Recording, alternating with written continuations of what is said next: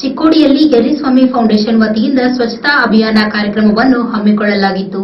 ಹಸಿರನ್ನು ಉಸಿರನ್ನಾಗಿಸುವ ನಿಟ್ಟಿನಲ್ಲಿ ಸಸಿಗಳನ್ನು ನೆಡುವ ಕಾರ್ಯಕ್ರಮವನ್ನು ನೆರವೇರಿಸಲಾಯಿತು. ಚಿಕ್ಕೋಡಿಯಲ್ಲಿ ಶ್ರೀ ಯರಿಸ್ವಾಮಿ ಫೌಂಡೇಶನ್ ವತಿಯಿಂದ ಸ್ವಚ್ಛತಾ ಅಭಿಯಾನ ಕಾರ್ಯಕ್ರಮವನ್ನು ಹಮ್ಮಿಕೊಳ್ಳಲಾಗಿತ್ತು. ನಗರದ ವಿವಿಧೆಡೆಗಳಲ್ಲಿ ಸ್ವಚ್ಛತೆಯ ಕಾರ್ಯಕ್ರಮವನ್ನು ಕೈಗೊಳ್ಳುವ ಮೂಲಕ ಸ್ವಚ್ಛತೆಯ ಕುರಿತು ಸಾರ್ವಜನಿಕರಲ್ಲಿ ಜಾಗೃತಿ ಮೂಡಿಸಲಾಯಿತು.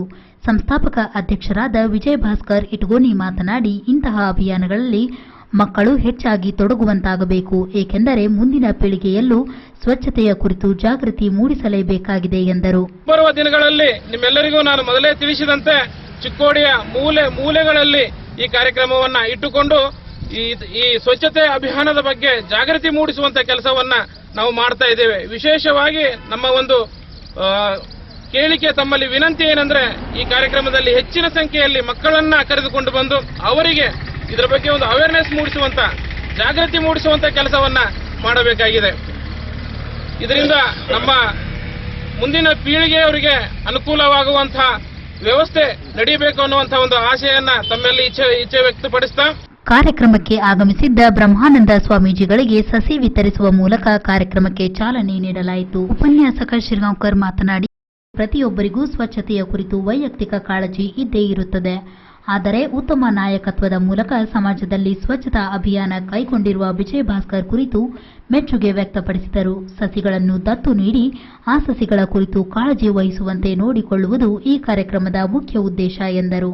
ನಂತರ ಫೌಂಡೇಶನ್ನ ಎಲ್ಲ ಕಾರ್ಯಕರ್ತರು, ಸುಪ್ರಭಾತ ಕಮಿಟಿಯ ಸದಸ್ಯರು, ಫ್ರೆಂಡ್ಸ್ ಕ್ಲಬ್ನ ಸದಸ್ಯರು ಹಾಗೂ ಕವಟಗಿಂಬಟ್ ನಗರದ ನಾಗರಿಕರು ವಿವಿಧ ಬೀದಿಗಳಲ್ಲಿ ಸಂಚರಿಸುವ ಮೂಲಕ ಸ್ವಚ್ಛತಾ ಅಭಿಯಾನವನ್ನು ಕೈಗೊಂಡು ಪರಿಸರವನ್ನು ಸ್ವಚ್ಛಗೊಳಿಸಿದರು. ಬ್ರಹ್ಮಾನಂದ ಅವಧೂತರು ಮಾತನಾಡಿ, ಪರಿಸರದ ಕಾಳಜಿಗಾಗಿ ಒಂದು ಚಿಕ್ಕ ಸಸಿಯನ್ನು ನೆಡುವ ಮೂಲಕ ನಮ್ಮದೇ ಆದ ಕೊಡುಗೆಯನ್ನು ನೀಡಬೇಕೆಂದು ತಿಳಿಸಿದರು.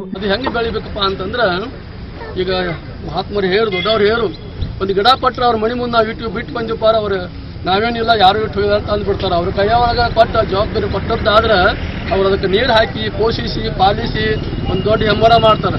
ಅವ್ರ ಗಿಡ ಅವರಿಗೆ ನೆರಳು ಕೊಡ್ತದೆ. ಅದರಂತೆ ನಮ್ಮ ದೇಶಕ್ಕೆ ಒಂದು ನೆರಳು ಬೇಕಾಗಿದೆ. ಆ ನೆರಳು ಏನಪ್ಪ ಅಂತಂದ್ರೆ, ಈಗ ಅವ್ರ ಹೇರು ಓಬೋಜನ್ ಅಂತ ನಮಗೊಂದು ಈ ಸೂರ್ಯ ಪ್ರಕಾಶ ಆಗುವಂಥದ್ದು ಹೊರದು ಹೋಗ್ಯದಂತ, ಅದಕ್ಕೆ ಅದು ಚಲೋ ಒಳ್ಳೆಯ ಪ್ರಮಾಣದ ಬೆಳಿಬೇಕು ಅಂತಂದ್ರೆ ನಾವು ಗಿಡ ಬೆಳೆಸ್ಬೇಕು. ಅದಕ್ಕೆ ಪ್ರತಿಯೊಬ್ಬರು ಮನೆ ಮುಂದೆ ಒಂದು 2-3 ಗಿಡಗಳು ಇರಬೇಕು.